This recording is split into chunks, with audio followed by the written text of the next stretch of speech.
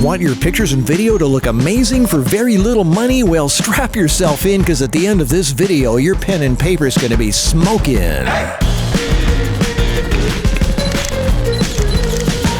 All right, today we're going to cover 20 different things, 5 of which are brand new that just came out, including the new Viltrox 55 1.8 versus the Sony, and the Viltrox 35 1.8 versus the Sony. Neewer just came out with a new Q4 flash, 400 watt second. I'm going to go over this, plus 20 different reflectors, and how you can actually take this 400 watt second flash and get the power output of a 1200 watt second flash. It's going to blow your mind. Also, they have some new quick and easy opening softboxes from SMDV and Godox. We're going to compare those, how you just go like this with one click and it's done. And then one click and it's closed again. We're going to go through that, and 20 different modifiers and how much different light output you can get, plus of course samples with Kara. So here we go. Now, as you know, my most favorite lens in the whole world, if I could only have one, it's the Sony Zeiss 55 1.8. It has a magical look that's hard to put into words, and it blows me away that it's one of the smallest, most lightweight, full frame lenses you can get. If I could only have one lens in the whole world, it would be this lens. But it's $1,100, which is too expensive for a lot of people. So Viltrox just came out with their 55 1.8 EVO lens. Really, the only difference between the two that I see isn't really the image quality, is that this one's a little bit heavier, actually noticeably heavier, and a little bit bigger. But other than that, the quality is pretty darn close. The Viltrox, I think, is a tiny bit more contrasty, maybe even a tiny bit sharper, but I think the quality is very, very comparable. It's just amazing. To have a $370 lens comparing with an $1,100 Zeiss, that's quite an amazing accomplishment. Now, in the 35 1.8 range, the Sony, it's good lens. I don't think it's as great as the 55 1.8. I don't think it's as sharp, but it's still a great lens. I like it. I've always used the 1.4, but this is, I love the size, and that's what I like the most about it. Viltrox came out with their 35 1.8. Again, it's a little heavier and a little bigger, but I think the quality is a little bit more noticeable in this one. The Viltrox is coming in a little bit sharper. The Sony 35 1.8 is $800, and the Viltrox 35 1.8 is $400, so this is half the price. If I had to choose between these 35 1.8s, I'd say the Viltrox, but with the 55, oh boy, that's a tough one, because the 55 1.8 Zeiss has been my most favorite lens in the whole world. I think it has a magical quality that goes beyond specs, it goes beyond sharpness, it goes beyond anything that you can describe. It's just a feeling you get from it. But I think most people will probably go for the Viltrox because it is just basically 3 times cheaper, and it's even maybe a little bit sharper. That does not mean it's a better lens. Image quality goes way beyond just being sharp, but I think these two are very, very comparable. So pick either one. You can't go wrong. The samples I'm going to be showing you today are going to be taken with the Viltroxes. The outdoor shots are going to be with the 55, and the indoor will be with the 35. All right, well, let's get to the flashes then. Neewer, which I love, just came out with a new updated the Q4. It's a 400 watt second flash. Pro, the Q4 Pro. As you can see, I love Neewer flashes. I can't stop buying them. I've got 4 of these, and I have 3 of the 200s, and I got a 120. I'm definitely going to get 1 or 2 more of these, because these are awesome. I made a video about this. Really good pictures. The 200s, I don't even know if they are going to continue making these. Really, really high quality, just beautiful, warm color portraits with these. The 400, which just came out, the difference between this and the older ones is the handle flips down. Ooh, okay. As you notice on these two, I took the handles completely off. I like having something as small as possible for traveling. And look how this thing here will fit into any bag or pouch or carry-on, or you can stack them in your suitcase. Look how modular this is compared to the original Godox AD600. This is just so much more stackable. And the power difference between the 400 and the 600 Godox is only a half of a stop. And I'm going to show you how you can make the 400 not only more powerful than this, but more powerful than a 1200, which is mind-blowing. But look how bulky this is. The handle doesn't come off. The battery on this goes on the back. On the 400, it's really cool because the battery is actually built into here. This is the battery, and it just goes right into there. So it's part of the whole, this doesn't stick out. Really, really cool. And the new Pro, by the way, is only $380. The 8600 Pro 2 is $800. So this is less than half the cost. The new Q4 Pro has full Godox compatibility, so you can trigger it with Godox triggers. It has significantly faster flash duration of up to 1/28,000th of a second in freeze mode. Has a minimum power setting of 1/512, so you have finer increments. See how it changes color? So it has a color screen for different groups. It has a modeling light, 1/8,000th high-speed sync, but the color temperature is cooler at 6000K compared to the original, which is 5600. I like the color of the original. I really like the warmth of the earlier Neewers. And I also like the fact that this is, look how much thinner this is. This is really nice and thin compared to this bulky thing. This is almost an inch thicker. It's about a pound heavier. This is 4 pounds. This is over 5 pounds. This to me is good enough. I still like the original one personally. Some people might want the features of newer. Oh, this also has app. You can control this with an app. What else? Bluetooth and all that stuff. But I don't like the thickness. I don't like the fact that it weighs more. The original is just as good for power and everything, and it's thinner. And it's and the original. By the way, like I said, the 600. I still use the original Godox AD 600 versus the new Pro 2 and all that, which is $800. This thing here, the original BM, $450. This is only half a stop less than this. $450. Oh, I love it when I have a good BM. This is a good BM here. $450. $260. It's only half a stop less. 400 watt seconds. And it's smaller, it's lighter, it's really cheap. I mean, $260 for 400 watt seconds? You can't beat that in the photography world. And it's really dependable. I've never had any misfires or anything. This thing, matter of fact, this one here, I took the handle off. Look how compact and modular that is. Here's the battery. And then the flash just goes in, bulb when you get to location, and you put your bulb in, and it's ready to go. And it's just amazing. This is the what do you call it? The reflector that it comes with. So let's get into reflectors here, because I compared, now this is where the big difference is, including the new one. The new one has this reflector too. What a difference reflectors make. My God, the reflector that it comes with is a great reflector for spreading the light as wide and evenly as possible. Look at that. The entire wall is lit up super smooth. A lot of people confuse perfectly even lighting with soft light, but that's not true. In fact, this is a very hard light. Look at the shadow on the wall. This is definitely not soft light, but that doesn't mean you should never use this as is to take portraits. You can get some really good stuff with this reflector. You just have to know where to place the light. In this case, you don't want the light off to the side too much, but look how good these look. These were taken with the Q4 right out of the box with the reflector that it comes with. This is without any flash, and this is with. Yummy.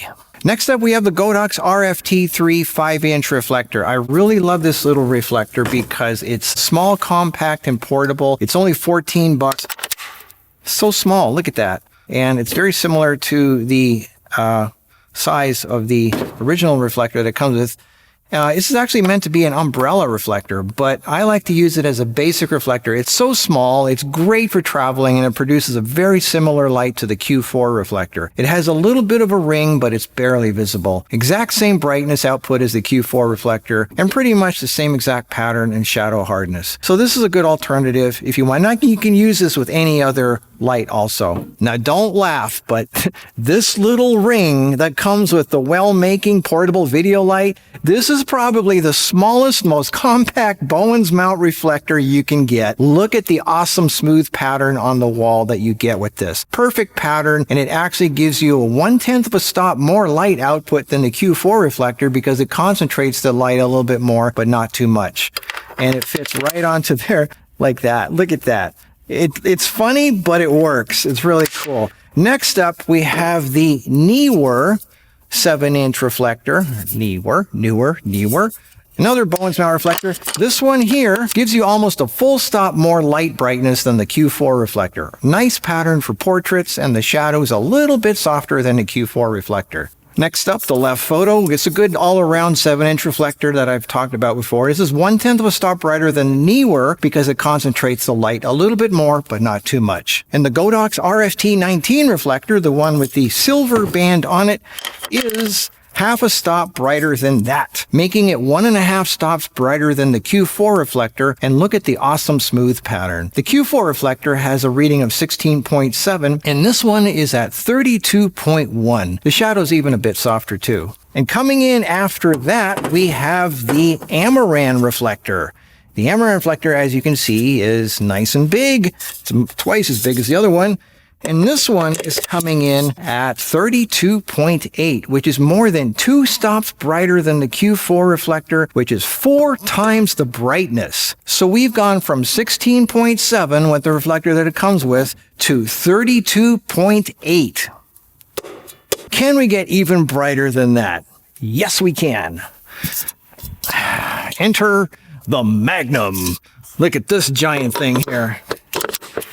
Bring on the Magnum. This 14-inch monster here really focuses the light into the center to a whopping 45.4, which is 3.5 stops brighter than the stock Q4 reflector. That's over 11 times brighter. Wow, that's insane. That means that with this reflector on this 400 watt second flash, you can get a light spot that's as bright as if you were using a 1200 watt flash. Because it's a 14-inch reflector, it's a bigger light source, creating a somewhat smaller and softer shadow. You might think, oh, that's probably too harsh of a light and too small of a spot. Nope, you can get some striking portraits with this bare open reflector. As reflectors go, they're obviously kind of big, but because they're big, you can get some really great results. All right, speaking of big reflectors, that's really what beauty dishes are. They're big reflectors with a deflector in the middle of it. So here we have a 16-inch beauty dish